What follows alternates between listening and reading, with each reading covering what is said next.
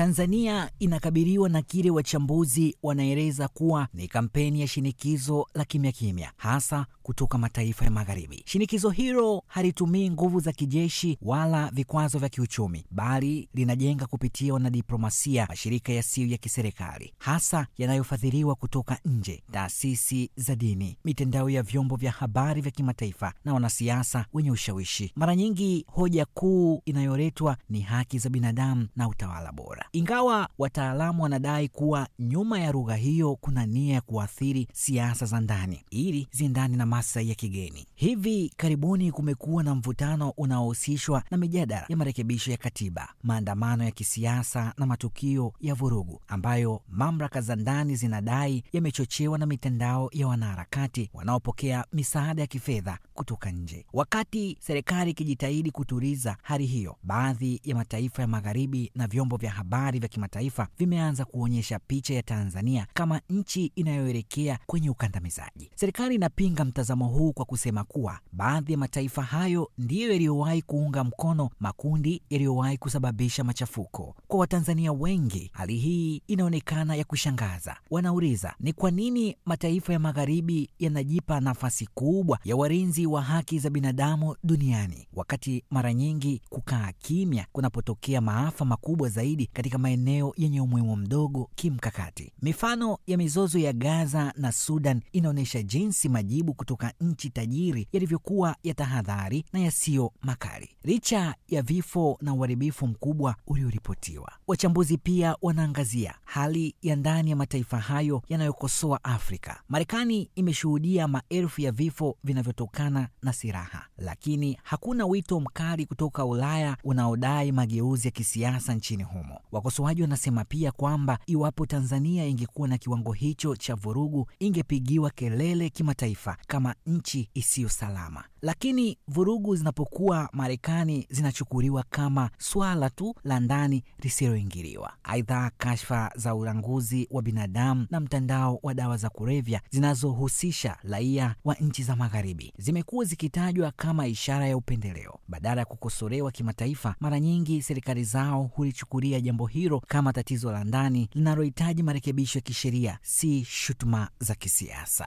Katika upande wa mazingira, mataifa yenye uchafuzi mkubwa kihistoria ndiyo yanayoongoza kufundisha Afrika jinsi ya kupambana na athari za tabia ya nchi. Tanzania inachangia sehemu ndogo sana ya uzalishaji wa hewa chafu duniani, lakini ndiyo inayohisi madhara ya mafuriko, ukame na hasara kubwa za kiuchumi. Viongozi wa Afrika wanasema hali hii ni aina mpya ya udhalimu wa tabia ya nchi, ambapo waliochangia tatizo hawachukui jukumu la wazi. Wachambuzi wanadai kuwa muundo uliojitokeza Tanzania ni ule ule ulioonekana katika nchi nyingine za Afrika. Mashirika ya kiraia, mitandao ya vijana, makundi ya wanawake, viongozi wa dini na non-government organization hupokea ruzuku, mafunzo na msaada wa kimtandao kutoka mashirika ya Magharibi. Baadhi hufanya kazi kwa uwazi, lakini wengine hutumia lugha ya haki za binadamu kuficha ajenda zinazolenga kubadili mwelekeo wa kisiasa. Katika hatua inayofanana, mabalozi na wanasiasa wa Magharibi hutoa taarifa zinazofanana kwa muda mmoja, mara nyingi bila kuchunguza ukweli wa ndani. Vyombo vya habari vya kimataifa vinachukua simulizi hizo hizo na kuzikuza, hivyo kuunda taswira ya mgogoro ambayo si lazima ilingane na hali halisi. Waziri Mkuu wa Tanzania Dr. Mwigulu Nchemba ameelezea mwenendo huo kama jaribio la kutengeneza ukosefu wa utulivu ili kuathiri mwelekeo wa kisiasa wa nchi. Amebainisha kuwa rasilimali muhimu za Tanzania kama graphite, nickel, helium na madini adimu zimekuwa sehemu ya minyororo ya kimataifa ya uzalishaji wa teknolojia za kisiasa, na mara nyingi matukio ya shinikizo la kisiasa hutokea pale tu serikali inapoweka masharti thabiti kulinda rasilimali hizo. Kuna pia wasiwasi kuwa shinikizo linaloongezeka linaweza kupelekea wito wa uchunguzi wa kimataifa kutoka taasisi kama Mahakama ya Kimataifa ya Uhalifu. Ingawa hakuna hatua rasmi iliyochukuliwa dhidi ya Tanzania, wataalamu wanaona mfumo huo kama namna ya kuandaa mazingira ya kuchafua sifa ya serikali zilizo madarakani.